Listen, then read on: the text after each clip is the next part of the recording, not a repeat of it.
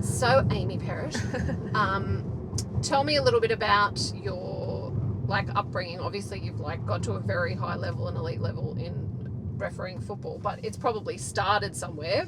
So tell me, where did it all begin, really? Definitely with my parents. I am the youngest of 5 children. I've got 3 brothers. One's a twin, and particularly Dad was rugby mad, and he still is today.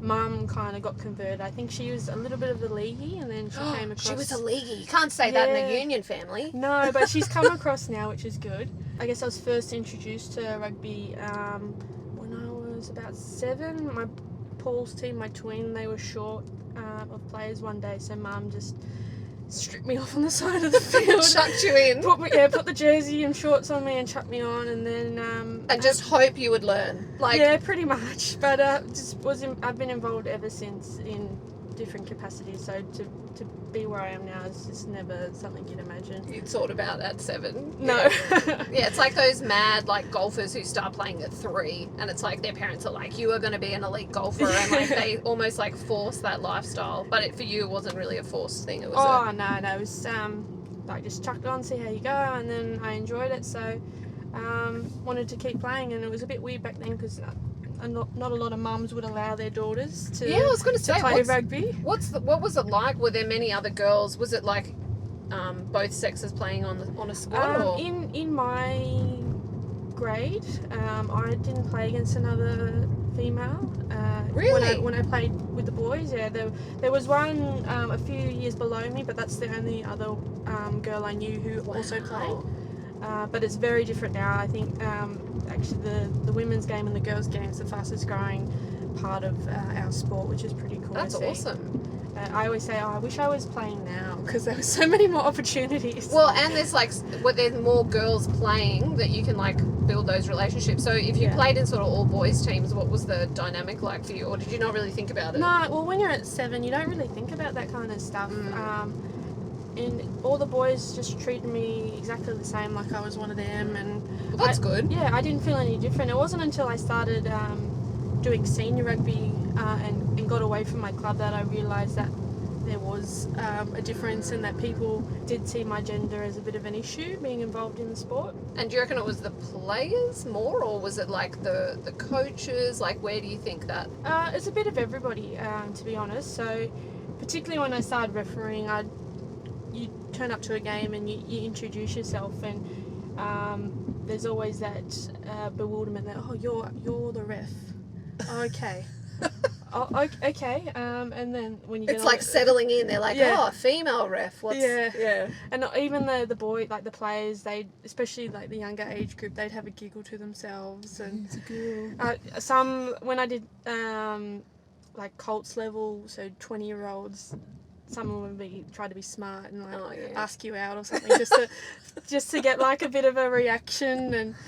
And you can't. There's just things you have to. But it's funny, take in good heart. But it's you've grown up with 3 older brothers, so I'm sure that type of pickup line's not going to go very far. No, definitely not.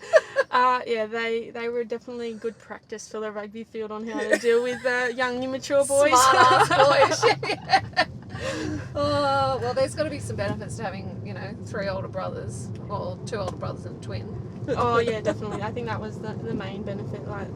Got to practice those kind of things off the field. They keep you on your toes.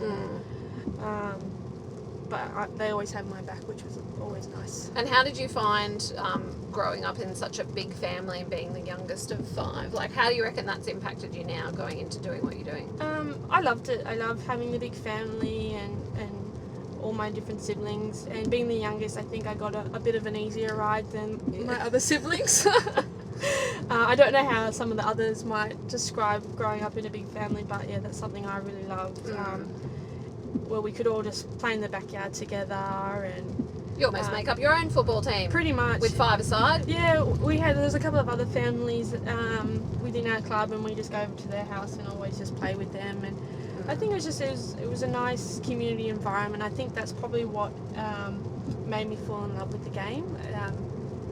Building those relationships within the community, and because they are long lasting. There's the people that you still talk to now from your club games from back at Eastwood. Yeah, and they still support you when you're you're off around the world, and it's pretty cool where they go, oh yeah, they were at my club. And Yeah, I noticed actually on Eastwood Rugby's website, there's like a big post about Amy Perrett's refereeing her 100th rugby game, like rugby sevens game. Like they're still so proud of like she came from our club. Yeah, there's been a few like you don't when I do international stuff, it's very rare that you do anything at home because you're not supposed to referee your home country. But every year if we're at the Sydney Sevens, it's my opportunity to kind of ref in front of my family and those kind of guys that I grew up with. And there's been a few years where I've seen them all like in the grandstands, and you have a little chat. Oh, that's crazy. Yeah, one year because with the Epping boys, sevens is very like fun in kind of environment. Everyone gets dressed up, and the Epping boys made these really cool like bright shirts, loud shirts that had their club on it. And they're like, oh, come over. They gave me one. I wore it for the rest of the night. Just like, yeah, this is where I come from. Yeah, this is my community. Yeah, that's awesome. And when you tell me about obviously refereeing over at the Olympics, because that's like such a massive milestone in your career, refereeing at the Olympics in Rio. Oh, definitely. Like that was, you get to a point in refereeing where it is very difficult, and you have to be very resilient. What do you mean difficult? Like what's...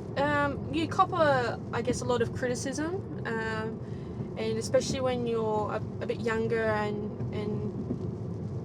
you're unsure of who you are and how you want to handle things, and insecure. It makes it really difficult when people are constantly telling you you're doing a bad job. And you feel a bit underappreciated, I guess. So I went through a phase where I copped it pretty badly off one team in particular, and I wanted to kind of give up, but I had the right support around me. I had a really good coach, and then there was kind of there was no pathway that I could see where I could go. It was more just I was just giving up my time, and if I'm giving up my time and having to do with this kind of stuff, is it actually worth it? So when the Olympics kind of got announced, that was a bit of my motivation to keep going, because now I could kind of see there was a pathway that I could actually achieve something. And the other part of that is because there was no other females. I was going to say, to look up to. Yeah, how did you see it as a pathway, given that no female had really refed?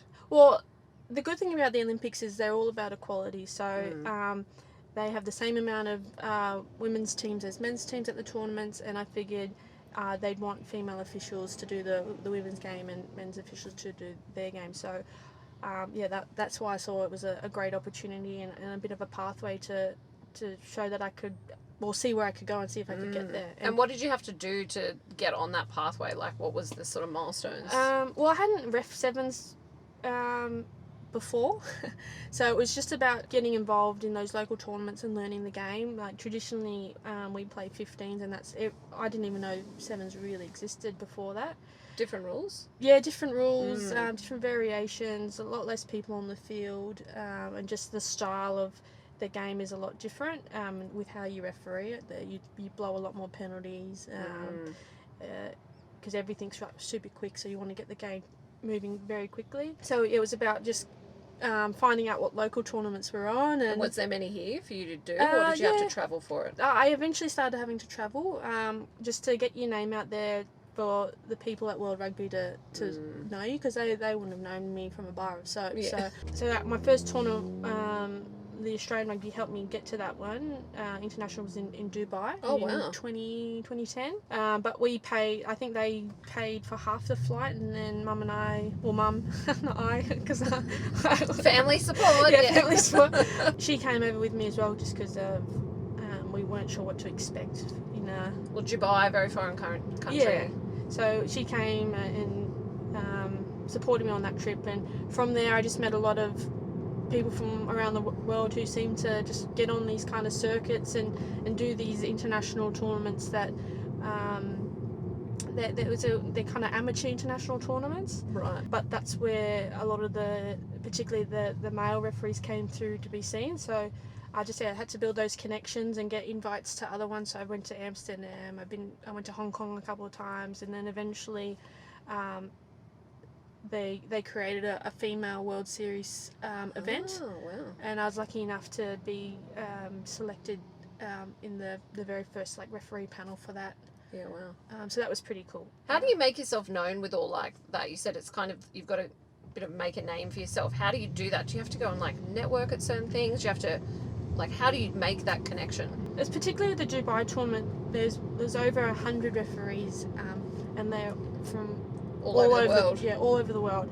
And I didn't actually know anyone going over there.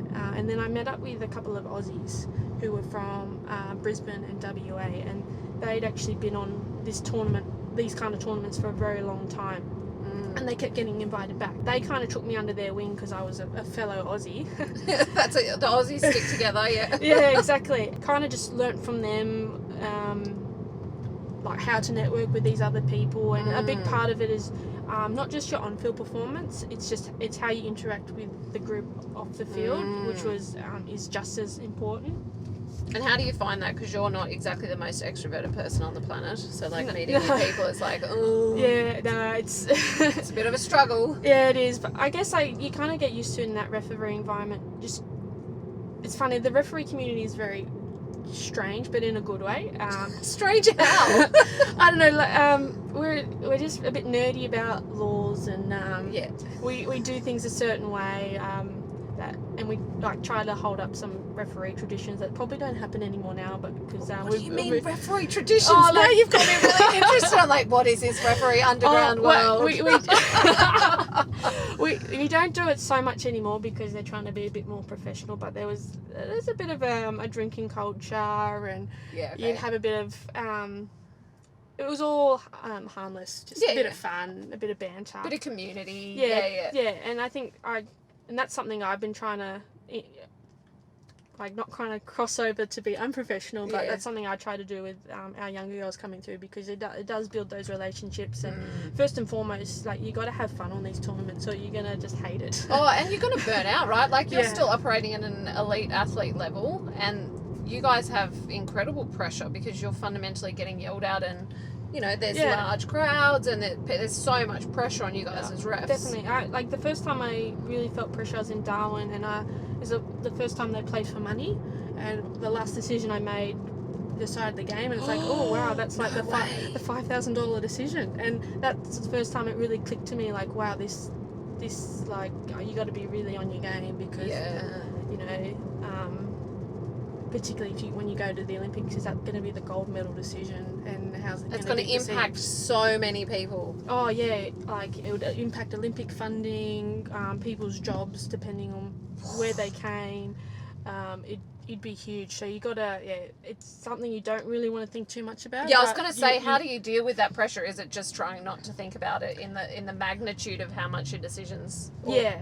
And we work really hard on. Yes, we're going to make mistakes. You're never going to be perfect, but you really want to nail those really big ones, the key ones. I mean, if you miss a knock on here or there, I mean, that's life. Yeah. You might blow a 50-50 that people disagree with. That's life. But if there's a yellow card you need to give, or a penalty try, they're the ones that, like, we really focus on trying to nail, and the big moments, because they're the ones that will decide the game. Yeah. And do you guys do a lot of, because I think there's probably multiple aspects to what you do. There's a real physical aspect of training, and then there's the mental aspect, and then there's the knowledge aspect of actually understanding and learning from all the mistakes and the rules. Oh, definitely, yeah. Physical's the one that I guess most people would see, because that's the one we're actually out and doing all the time. Running it. And that's what the players would see as well. What they don't see is, like you said, the law knowledge and how to apply them, and learning from your mistakes. And we do very extensive reviews. I find referees are their own hardest critics. So you cop it from the crowd, but then you cop it internally as well. So it's just dealing with that. And again, for me, it took a lot of time just to grow as a person, not anything to do with rugby. It's something I had to deal with internally, about, you know, being comfortable in my own skin, and accepting those kind of mistakes, and that, you know, you learn from them. It's part of life, it's part of the game. Yeah. It's part of the theatre of the game as well, I guess, that you can contribute. And how do you find, like, because I know you do quite a bit of mentoring with other, you know, girls coming up through the ranks, how do you sort of get them to build that resilience and, you know, companies use resilience as a word a lot, but that's Yeah. ultimately what it is Oh, at your level. It totally is, and I think, and that's something like a key thing that we've identified with a lot of young girls coming through, is that resilience piece is huge. You know, if they can overcome that, they can achieve whatever they want to achieve, because they're really talented, they're athletic, they know what they're doing. It's just that resilience piece is the thing that's holding them back. And you know, I'm not a professional, but I can only talk to them about my own experiences. But you know, as referees, we talk about, you know, building your own team. So it's about finding people who you can connect with, whether they're professionals or they're just other referees, that you can kind of talk these things through. Yeah. And to try and improve yourself. Yeah, I think you're right. People will see you running up and down the field and they see it's like one part of the journey that you have to go through. And to me, I think about the mental resilience when you've got 100,000 people yelling on the side of the, like, I don't know how you focus when there's all that noise. Like, what's your sort of mental state during a game? The noise is easy to kind of block out and turn into white noise. The biggest thing for me is if I know I've made a mistake and redirecting my attention away from it, so accepting it straight away and then moving on. So what I find difficult is if I don't accept it straight away and I continue to think about it, then I make another mistake. So, and it's something that you constantly have to work on. It's something that you can be the master at. And professional sports people would say the same thing. You know, if they've dropped the ball at a key moment, how do they get out of, okay, I've stuffed up? It's the very cliche, but you just say next job type of thing. Like, okay, what have I got to do next? I know I've stuffed up. I'll review that later. I'll think about that after the game. But okay, so what's my next job now, so that I stay focused and I'm in the moment. Yeah, but you got to put in this mental parking lot, which ultimately is very hard to do in a high pressure environment. Oh, definitely, and it's something I wasn't introduced to until I was kind of coming through the ranks. Right. These concepts aren't really things that your average local ref gets access to. It's not until you're kind of on that semi-professional, professional part where people try to support you in that sense. And I guess it's something community refs would deal with far greater than potentially some of the professional refs, because at least the professional guys know what's happening and how to deal with it, where community guys just, and that's where we might be losing our referees at a junior level and community level, because they haven't learned that resilience and all these techniques, which are actually a really big part of their professional development. So I know you've done all different types of professional development, whether it's, you know, self-awareness assessments, or what have they done for you in terms of your investment from a, I guess, mental capacity, but also that resilience side, and what's the investment been into you for the game? Yeah, so, and again, it's mainly since I've gotten into the professional environment, but, you know, you do have access. If it's not something you have to, like, it's not compulsory, it's always very optional. But that's good. Yeah, so we do have access to sports psychologists. We generally have to do a lot of education, and each year, and they try to add in those kind of, not just the on-field side of things and your training, but those kind of mental resilience. So we see a lot of guest speakers who talk about it.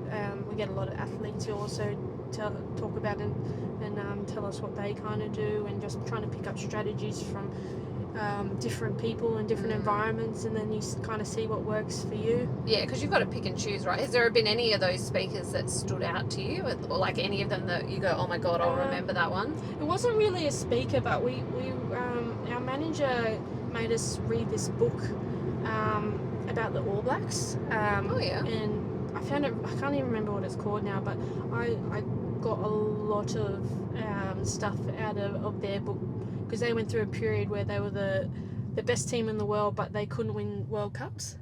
And it was all Which is an interesting concept, isn't it? Yeah, and it had all to do with their mental kind of resilience and their mental strength. And so they hired this guy, I can't remember his name as well. It's going to kill me. Yeah. I don't remember it. Oh well, interesting book. Yeah, yeah, and he kind of just talked about these kind of different concepts and how they could get over it, and then they went off and won the next couple of World Cups. So, Wow. yeah. It's interesting. It's more of a mental game than a physical game, right? Like in that sense. Yeah, you think about if the pressure's on you because you're behind on the scoreboard, what kind of stuff that does to players internally. Because they're fighting for positions. It's their livelihood, so they're potentially fighting for their livelihood on the field. And at the end of the day, like, they want to represent their country, so they don't want to let their teammates down. They don't want to let their country down, their family down. All that kind of external pressure that they put on themselves. Yeah. And how do you when you think about those pressure on the game? Have you met anybody in particular that's had really good coping strategies for dealing with pressure? Like you've talked about almost compartmentalizing a bad decision or a decision that you're worried about. Has there been any other techniques for dealing with that pressure in the moment? Yeah, so again, another strategy in that book, what they kind of talked about, like doing something physical to get your reset. So in the book they talked about, like, if they're feeling, so I think the concepts were blue headspace and red headspace. So as soon as you start feeling you're in the red headspace and you're not functioning how you want to, they try to do something physical to kind of click them over. So what the All Blacks, one of the players would do, he'd start stomping the ground. So that kind of, so I guess it became like a second nature thing. Is, if I'm stomping the ground, then I know I'm not in my right headspace. Yeah, so I've got to go from red back into blue headspace. Nice. And just be in the moment and be really clear with what's the next job. That's awesome. But yeah, I can't comprehend the pressure. I watch the games and then I watch you and I'm like, oh my god, the pressure, and you're so calm, and it's like sometimes I'm a duck in water. I feel like maybe that's what's going on. I'm like, oh my god, you've got this like demeanor about you which is so intense but calm at the same time. Yeah, and I guess that's a big part of, I feel like I become a different person on the field because I have to. Yes. I don't like confrontation normally, but on the field sometimes I have to get in people's faces and tell them where to go and what to do, and often you're doing that now with men. Yeah, who are like twice the size of you. Yeah, it's a really interesting dynamic. But it's funny, like during the game, I'm sweet as, because I can get into that different persona of who I need to be for that game. But the thing I hate the most is you talk to the teams prior, so you talk to the scrum and then the captain, and when I have to talk to the scrum, the front row guys, is the most daunting. I get like so nervous. Why? Because there's three huge men and I'm trying to tell them how to do their job and I've never packed in a scrum in my life, and they just sit like, it's dead silent and they just stare at you and you're just like, oh god, like this is very uncomfortable, but I'm just going to get through it really quickly and go, are you any questions? No, good, get out of there. But then when I'm on the field and have to tell them what to do, it's completely different. So I don't know how to, I think it's just getting into that character when I have to on the field, which kind of clicks over when I blow the whistle. Yeah, when it's like game face. Yeah, it's essentially that. It is your game face. It is your game face. And I think you're right, you kind of have to have that persona, almost to protect yourself. Yeah. But to display a bit of an image of control, right? Like, because you're not exactly the most dominant, assertive, like you're not a high conflict person, like no. In terms of your, I don't know, personality, you're much more like a calm, easygoing, very relaxed, like. And I guess there are times in the game you can bring that out, which I try to do. You read the situation, and if the player's a bit more laid back because the score lines are a bit blown out, you can have a bit of banter with the teams. But other times you have to be just really tough, and the players can sense it. If they sense that you're gonna start to lose control, they take it up a notch, and they continue to question you, or they continue to push boundaries because they can sense that you're not gonna handle it. So talk about power dynamic. Yeah. Oh yeah, definitely happens all the time in the game too. Like, it's all about, especially when you're dealing with a captain, it's about, I'm trying to put pressure onto him and he's trying to put it back onto me. So it's just it's like a power play. Like. Yeah. Oh, definitely throughout the whole game. And what have you found the big difference in refereeing men's or women's? Have you found much of a difference for you personally, you know, in terms of you preparing and going into those games? So yeah, personally, like prep wise, I wouldn't do anything different.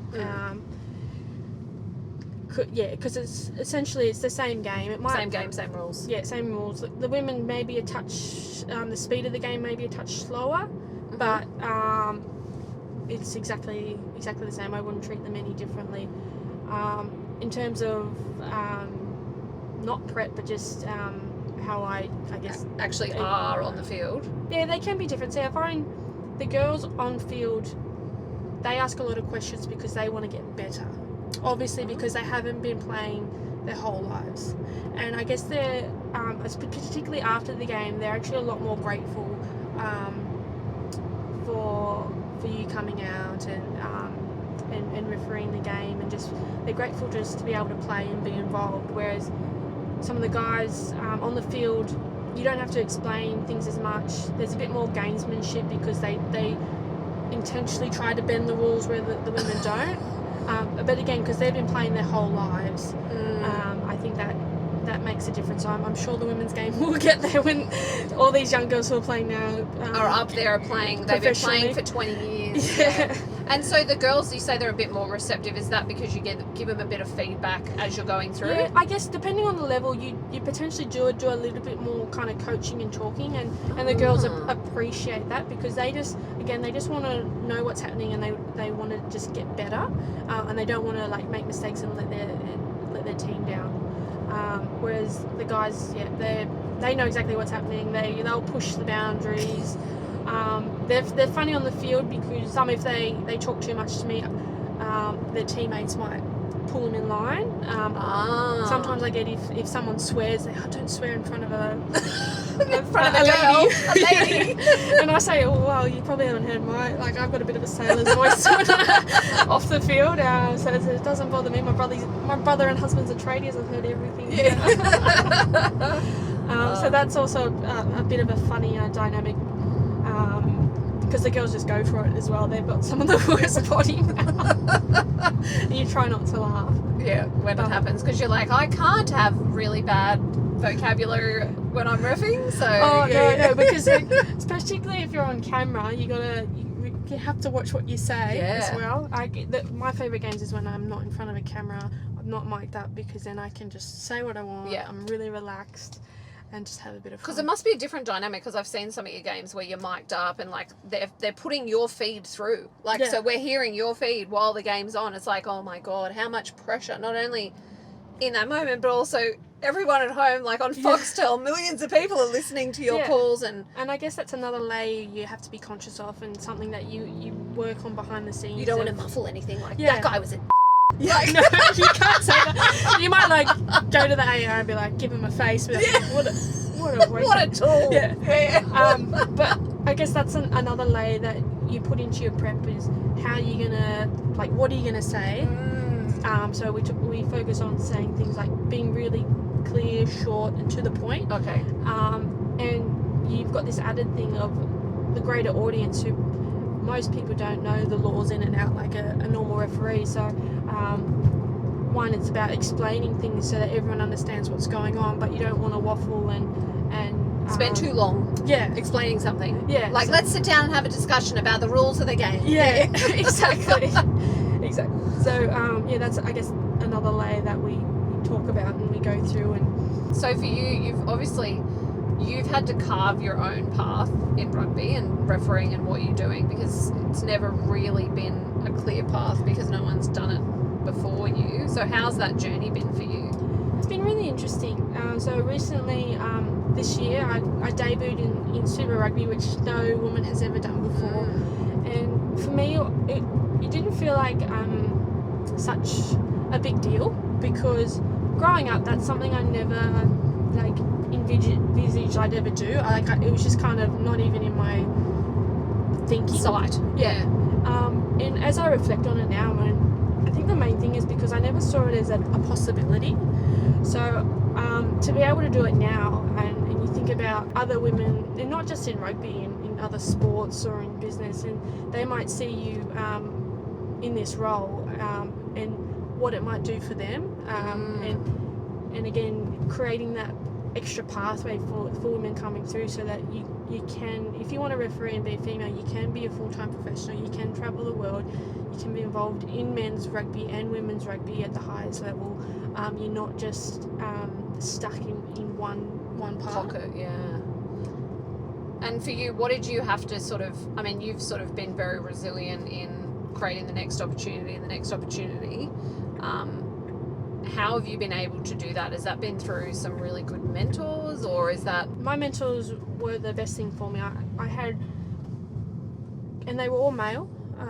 Well, you didn't have a lot of female options. No. And I think that's one of the key things in anything where a female is trying to get through and push for opportunities, is you need men in powerful positions who actually back you and who actually support you, and it's not seen as a box ticking thing. And I think I've been lucky enough that I've had those type of men support me and fight my fight behind the scenes, so I didn't have to do it. See, a lot of the women who went before me, they essentially had to fight their own way, and that kind of rubbed people the wrong way, particularly in that kind of era where, you know, women weren't involved in rugby. So I think like that has really been the key thing for me in the difference and help prolong my career. So I did what I could on the field to prove myself and just did it quietly, and then they fought the good fight for me behind the scenes. So, but it's interesting you say it wasn't just a box ticking exercise, because I think nowadays, you know, in corporate world there can be these quotas, and it can be almost like can be a box ticking exercise, versus what you're talking about is men who truly believed that there should be opportunity for women in rugby. Yeah. And that's a very big difference. Oh, definitely. And, you know, we're seeing far more men like that as well, and I think that's only going to improve the game of rugby. Like I said, the women's part is the fastest growing sector. And, you know, participation is huge if you want your sport to succeed at the top level. You need to have really strong grassroots and strong talent coming through. But it's the same in women's football as in soccer in the US, where their US team is like far more, I guess, publicly adored than their men's team, because they're at such an elite level, and there really is no reason why women's sport can't operate at that level and get the funding, because obviously women's sport sometimes gets less funding. Oh, well, that case in point, I'm pretty sure the women's US soccer team make less than the men. The men's, I know, and they're number one in the world, and they make less money. Yeah, and like a good example, I guess, is the women's cricket team. They've been supported to get full-time contracts, and then they win a World Cup earlier this year in front of 90,000 people at the MCG. So it just goes to show, if you put support, financial support, just not financial support, but like the same support that the men get, the girls can do just as much, and if not better. And so what's next? Have you sort of got, I mean, I know you've refed your 100th game, Super Rugby game earlier this year. Was it Super Rugby? No, Rugby Sevens. Rugby Sevens, yeah. So what's next? Like, what have you got? Any other particular big goals? Yeah, so I was supposed to go to the Olympics this year, but they got postponed. So Thank you, COVID. So next year's going to be a pretty big year. So there's Olympics in July. There's a Women's World Cup in, I think, September, October. And hopefully continue on doing Super Rugby. So I got to do one game this year, but I'd definitely like to add a few more on my resume, just to prove that, you know, I belong in that kind of arena. It wasn't just a one-off thing. Yeah. So yeah, next year's going to be pretty crazy. That's awesome. So we'll see what happens with COVID and travel restrictions, but I think everyone's hoping for a bit of a vaccine so we can get back on to the normal. field. Yeah. Thank you, Amy. Thank you for coming and doing an episode of Driven. No worries. Thanks for watching. If you enjoyed this video, feel free to subscribe and click the notification button so you get regular updates on our new content. And if you want to know what drives and motivates you, feel free to share this video in your network and click the link in the description and take the free Predictive Index behavioural assessment and find out what drives and motivates you at work.